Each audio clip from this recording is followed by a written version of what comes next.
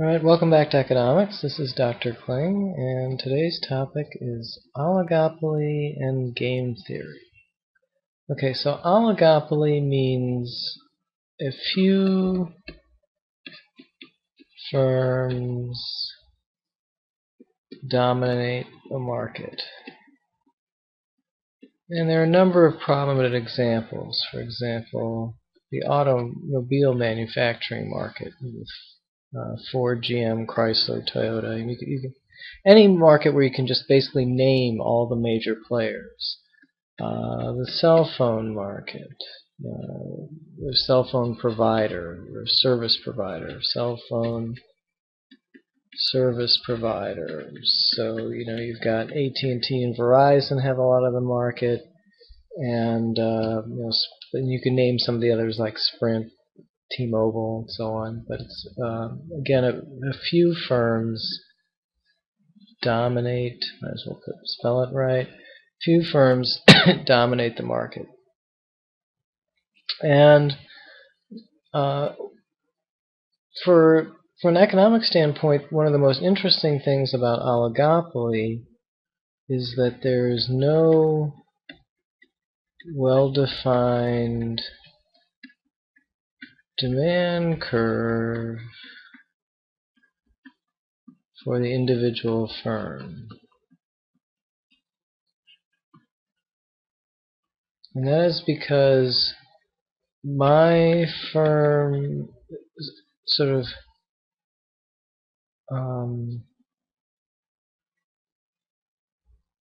when my firm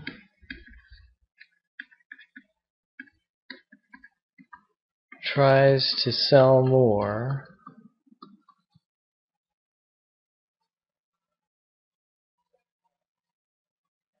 the amount by which the price has to fall, that is, the amount by which I have to cut my price, depends on what other firms do to react.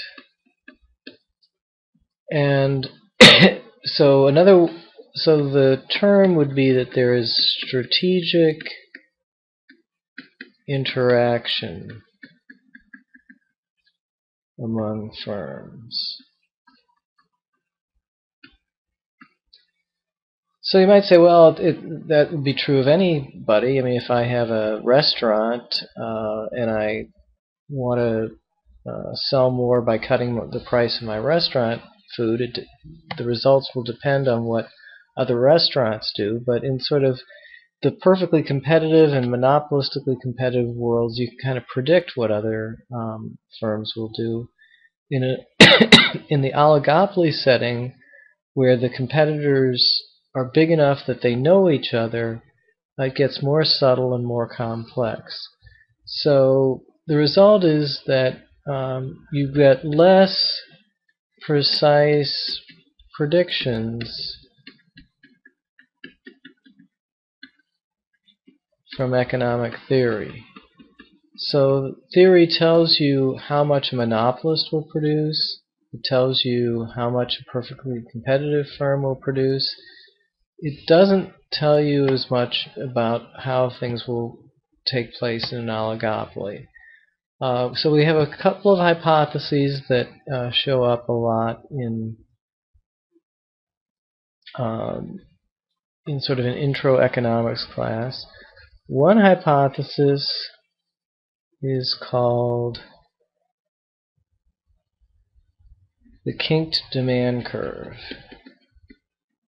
Kinked demand curve. So this is an example. It has two sections. If you raise your price,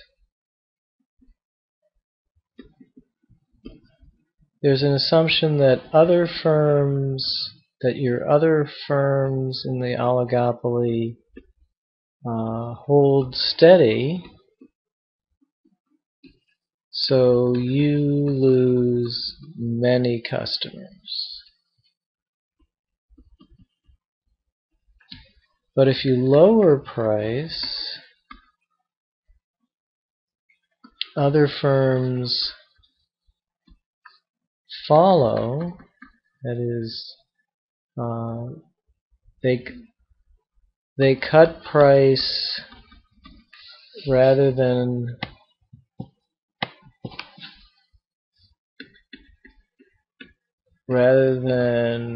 accept a drop in their market share.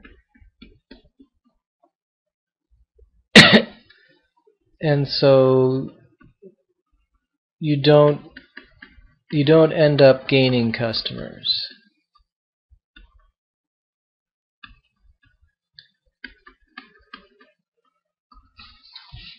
So what that means is you kind of want to stand pat. So with the kinked demand curve,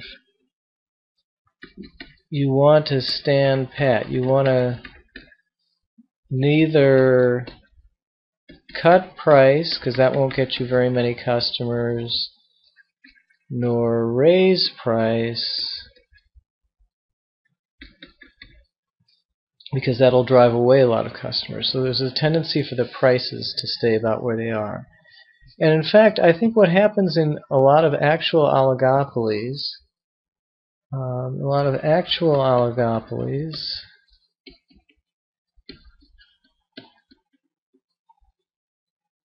you get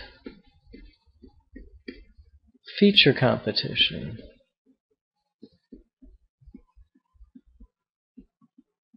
So the companies will kind of tacitly agree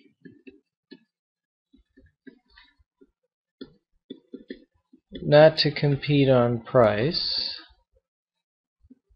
or I'll call that the sticker price, so that sticker prices will look similar. People won't announce, oh, we're cutting our sticker price by a lot. But then they will tacitly compete on features. So if on a car I put in $500 worth of features, I don't know, a free DVD player and a free GPS or something like that. If I put in $500 worth of features and charge $250 more, then what it may look like superficially that I'm actually raising my price because I'm charging $250 more. But in fact, because I've put in $500 of features, that's something like a $250 price cut, but it's sort of semi-secret. And so there is a tendency in oligopolies to try to avoid price wars